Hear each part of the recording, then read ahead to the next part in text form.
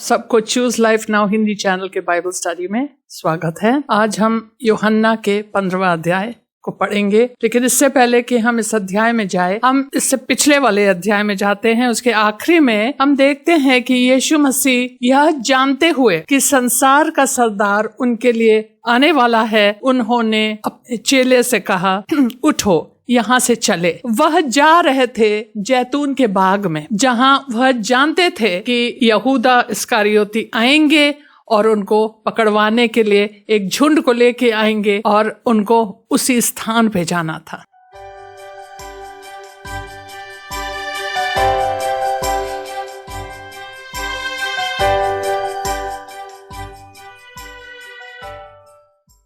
Hallelujah. पिता परमेश्वर, इस वचन के लिए आज हम धन्यवाद देते हैं।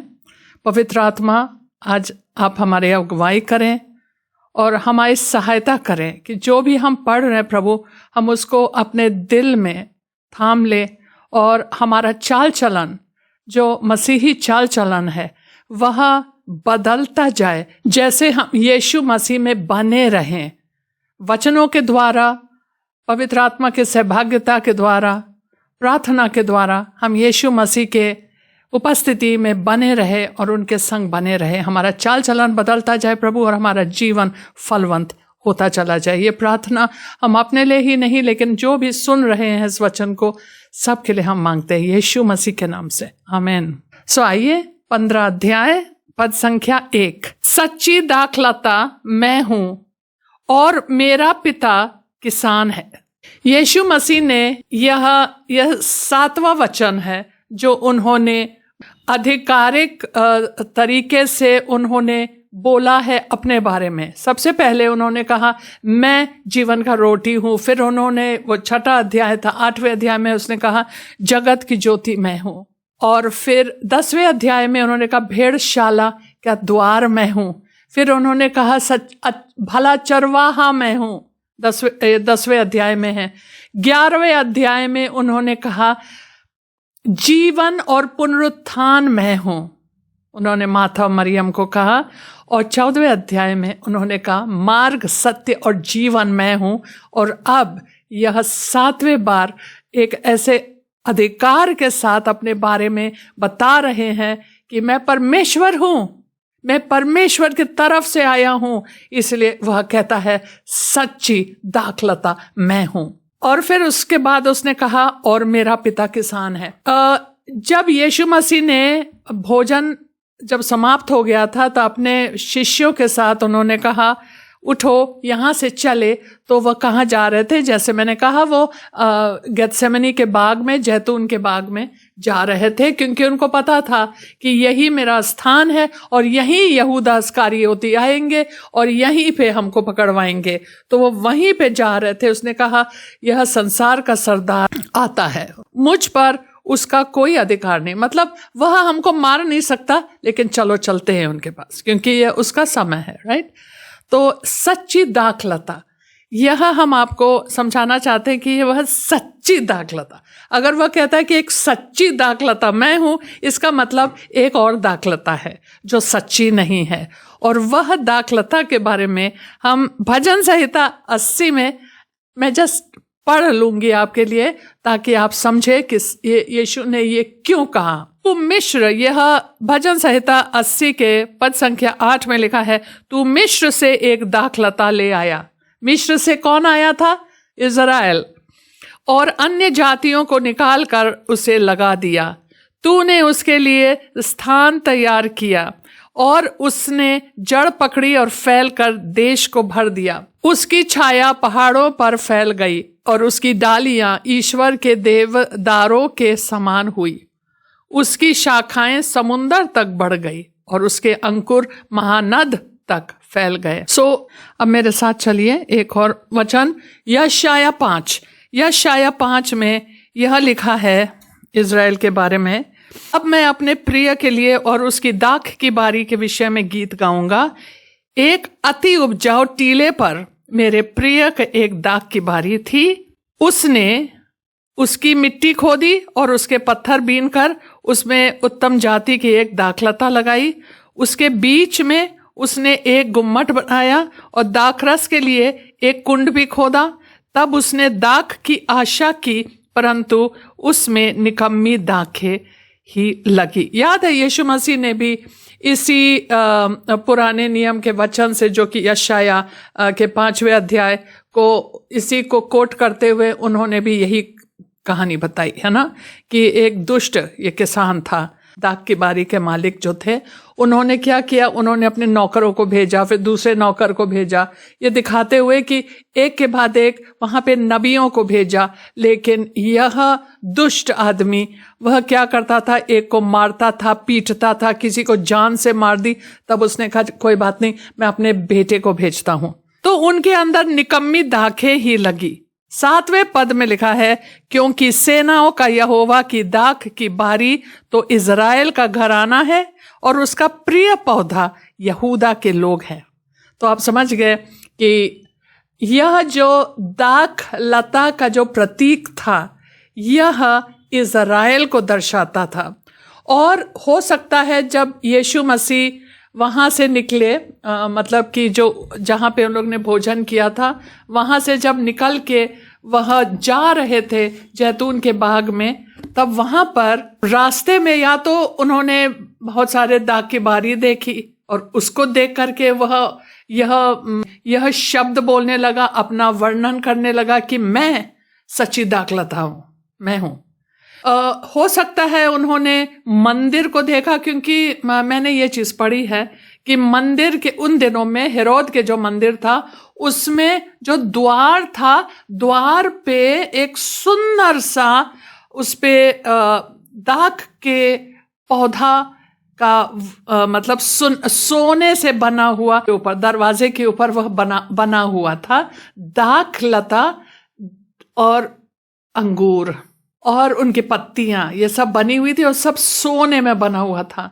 वह इसलिए था उनके मंदिर के दरवाजे पे, मतलब जो पवित्र स्थान के सामने जो था, इसलिए ताकि लोग को ये याद आए हमेशा कि इज़राइल परमेश्वर के दाखलता है।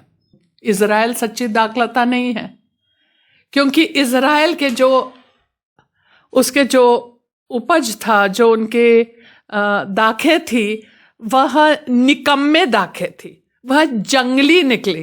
कहता मैंने एक उत्तम वर्ग का लता मैंने लगाया, लेकिन निकला क्या, जंगली दाखें। मतलब कि उनके जो फल थी वह सही नहीं थी। इज़राइल के बारे में बोला जा रहा है। सच्ची दाखलता मैं हूं का अर्थ यह है कि मैं अच्छा फल लाने वाला दाखलता हूं, और मेरा पिता किसान है। यह भी बहुत जरूरी है कि पिता उस दाख के बारे को देखता है। जो डाली मुझ में है, अब ये याद रखिए, जो डाली मुझ में है और नहीं फलती, उसे वह काट डालता है। हिंदी बाइबल में लिखा है काट डालता है, और इंग्लिश बाइबल में लिखा है टेक्स अवे। और जो फलती है उसे वह छांटता है ताकि और फले। अब वो कह रहा है कि आप मुझ में हो, लेकिन अगर मुझ में कोई डाली जो है, कोई शाखा जो है फल नहीं ला रहा है, तो उसको यहां लिखा है काट डालता है। अगर किसान परमेश्वर है तो वह डाली को काट कर क्या होगा, क्या मिलेगा, क्योंकि वह डाली यीशु में है। जब हमने उस शब्द को पढ़ा कि यह जो काट कर के लिए जो यूनानी शब्द है आयरो, तो आयरो शब्द में मैंने पढ़ा दो अर्थ थी। एक अर्थ था कि उसको उठाता है, ऊंचा उठाता है, क्योंकि दाख लता जो होता है वह उन लोग एक लकड़ियों से एक जाली के समान बनाते हैं, और दाख के जो शाखाएं हैं जो बड़े कमजोर होते हैं, वह उस लकड़ियों पे, या हो सकता है तार हो, उस पे अपना टेक लेता है, क्योंकि डाक लता का जो शाखा है बड़े कमजोर है, वो गिर जाएंगे तुरंत, इसलिए उसको किसी और चीज को पकड़ना है। कहते हैं वो उठाता है, क्योंकि फल नहीं आ रहा है तो उनको उठाता है। एक शब्द है उठाता है, आयरो मतलब उसको उठाता है। क्योंकि मुझे नहीं लगता है कि अगर कोई परमेश्वर यहोवा हमारा जो किसान है, कृषि है, कि वह आके सबको काट काट के क्या करेगा। वो हम फल नहीं ला रहे तो फल लाने के लिए कुछ मदद भी चाहिए ना। वह हमेशा हमारी मदद करता है, हमेशा हमें उठाता है। एक और शब्द है कि वह उसको ले जाता है इस स्थान से उठाकर ले जाता है। अब पता नहीं इसका मतलब है यहां से काट के, यही इसी से हिंदी बाइबल में लिखा है काट लेता है। अब हमें डर लगेगा या मेरे जीवन में फल नहीं आ रहा, वो हमको काट पीट के फेंक देगा। ऐसा नहीं है। परमेश्वर हमसे बहुत प्रेम करता है जो हमारे, अब आप जो भी सोचिए, क्योंकि दो अर्थ दिया गया है। एक है उठाता है और एक है अपने स्थान से ले जाता है। तो हमें लगता है कि वो अगर गिरा हुआ डाली है उसको अपने स्थान से उठाकर उसको एक बार फिर से वह उस पर टेक लेने के लिए उसकी मदद करता है, ताकि वह और फल लाए, और अच्छे से धूप पानी मिले और अच्छे से वह फलवंत होने पाए। यह मेरा सोच है, क्योंकि ये लिखा है जो डाली मुझ में है। ये आज जब मैं पढ़ रही थी हमने ये देखा जो डाली मुझ में है, और छठे पद में लिखा है यदि कोई मुझ में बना ना रहे तो उस डाली के समान फेंक दिया जाता, वो वाला फेंक दिया जाता है, क्योंकि वो मुझ में बना भी नहीं है। वो पता नहीं क्या कर रहा है, वो हम में नहीं बना है, यीशु में नहीं बना हुआ है, वो परमेश्वर यीशु मसीह में नहीं बना हुआ है। हो सकता है उस वाले को फेंक देता है, लेकिन यहां लिखा है जो डाली मुझ में है और नहीं फलती, लेकिन मुझ में है। यीशु ने नहीं कहा, यीशु ने कहा जो परमेश्वर के हाथ में है वो सुरक्षित है, कोई उसको यहां से उठा के फेंक नहीं सकता कहीं पे। तो वह उसको मदद कर रहा है कि फल लाओ, अपने जीवन में फल लाओ। तो वह उसको काट डालता है। मुझे इस चीज से, यह केवल एक अनुवाद है, राइट, यूनानी शब्द का अनुवाद है। हो सकता है कभी कभी बहुत अच्छा अनुवाद ना हो। इंग्लिश बाइबल में भी लिखा है टेक्स अवे। सो और जो फलती है उसे वह छांटता है। अब छांटने का मतलब है उसको शुद्ध करता है, उसको छांटता है।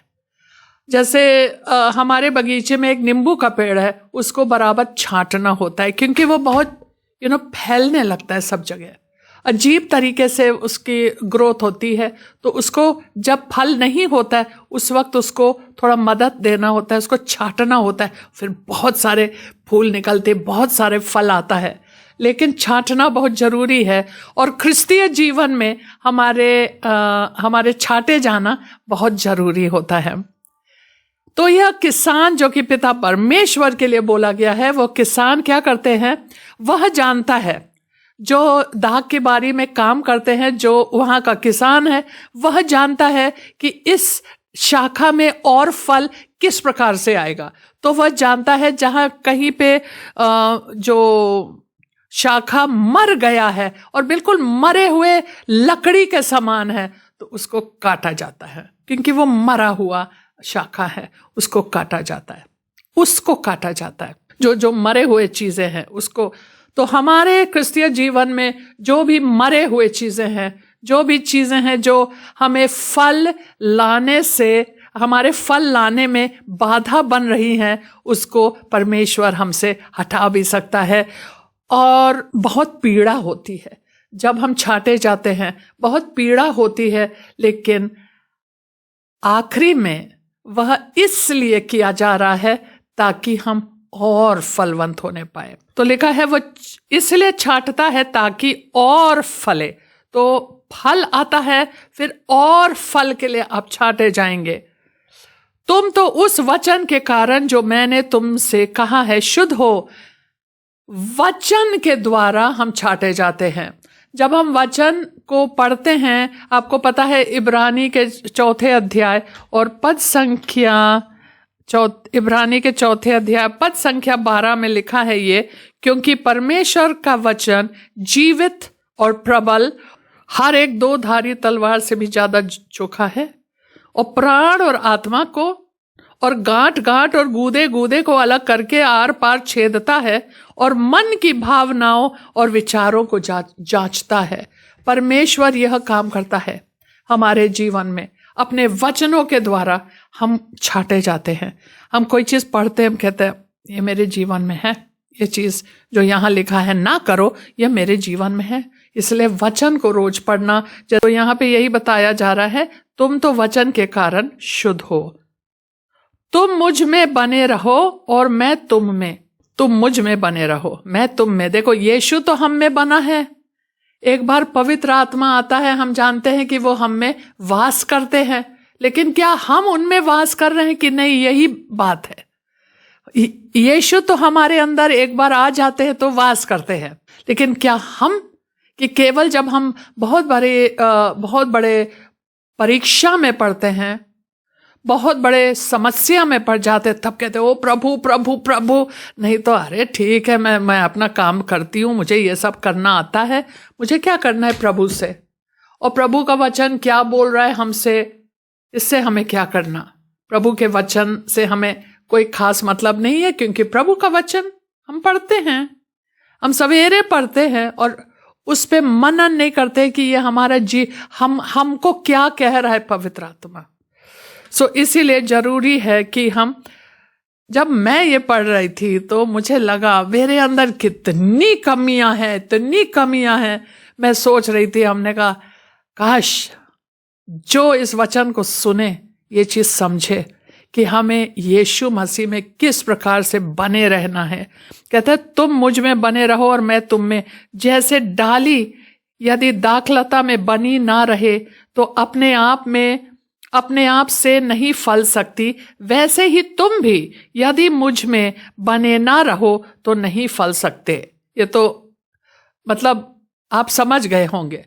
अगर डाली को काट लिया जाए, अगर डाली को तना से काट लिया जाए तो क्या फल लाएगा? ले दे के, उसमें जान नहीं है।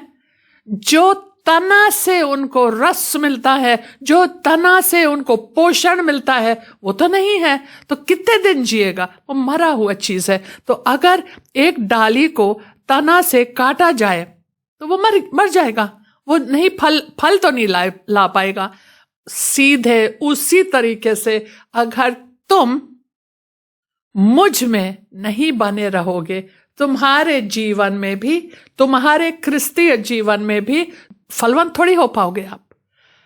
फलवंत मतलब परमेश्वर का स्वभाव आपके अंदर, हमने देखा है ना गलाती 5:22-23 में कि पवित्र आत्मा के फल क्या होते हैं। यह परमेश्वर के स्वभाव, जो 5वें अध्याय के पद संख्या 22 में लिखा है, पर आत्मा का फल प्रेम, आनंद, शांति, धीरज, कृपा, भलाई, विश्वास, नम्रता और संयम है।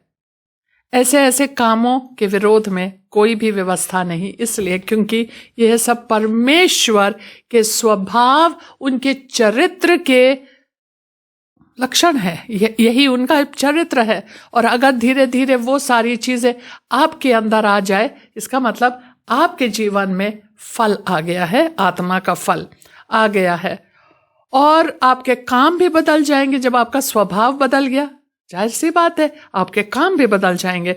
तो उसने कहा जब तक तुम मुझ में बने नहीं रहोगे तुम फल नहीं ला सकते हो। तब 5वें पद में ये कहते हैं, क्योंकि मैं दाखलता हूं और तुम डालियां हो, जो मुझ में बना, ये दोबारा कह रहे हैं, जैसे एक डाली बिना पेड़ पे जुड़े हुए वो भी फल नहीं ला सकता, वैसे तुम मेरे बिना भी नहीं ला सकते।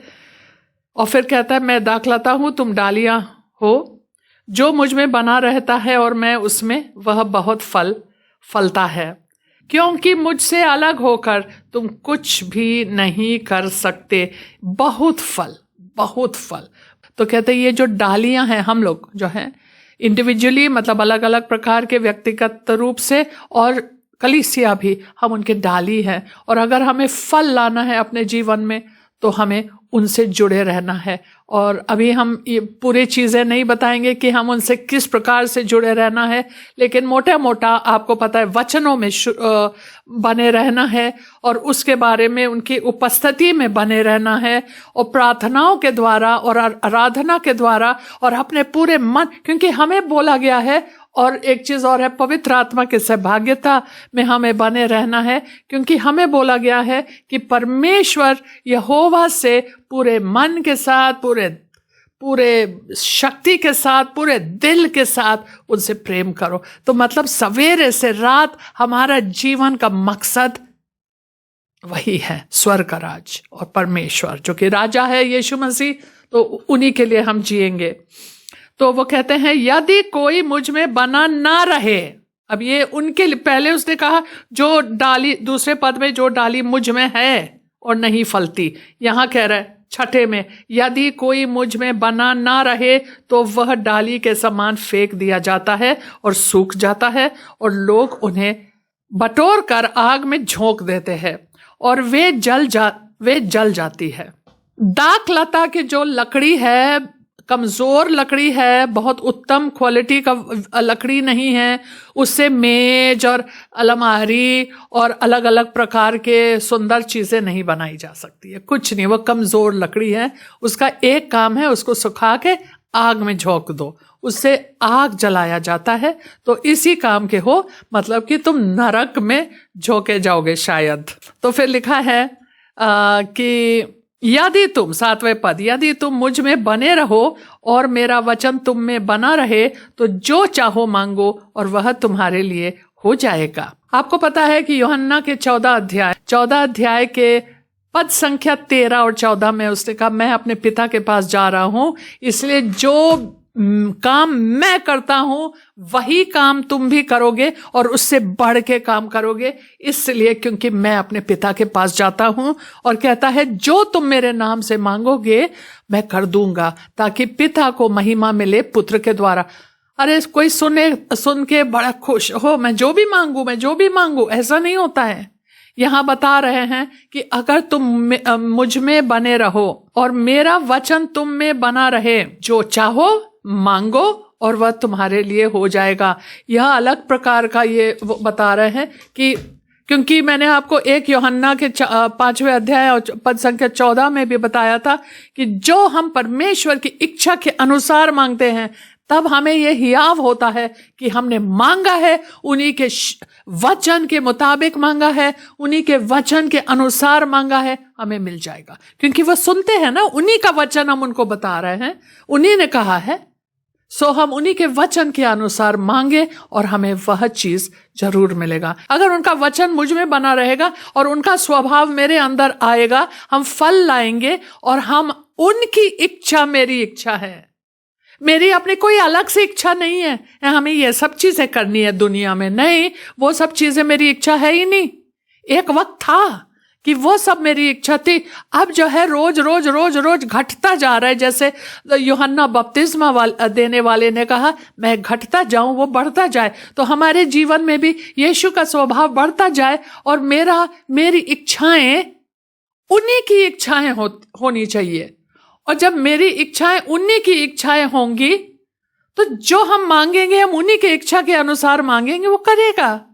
तो इसलिए परमेश्वर के वचन हमारे अंदर बना रहे। मेरे पिता की महिमा इसी से होती है। यही चीज उसने 14 अध्याय के पद संख्या 13-14 में कहा, मेरे पिता, पद संख्या 13 में कहा, मेरे पिता की महिमा इसी से होती है कि तुम बहुत सा फल लाओ, तब ही तुम मेरे चेले ठहरोगे। क्योंकि तुम मेरे तरीके होंगे, परमेश्वर की इच्छा कर रहे हो, तुम मेरे तरीके हो, इसलिए जो वह चाहता है कि आप करें आप वही करेंगे तो मेरा पिता उससे प्रसन्न होगा और उसकी महिमा होगी आपके जीवन से।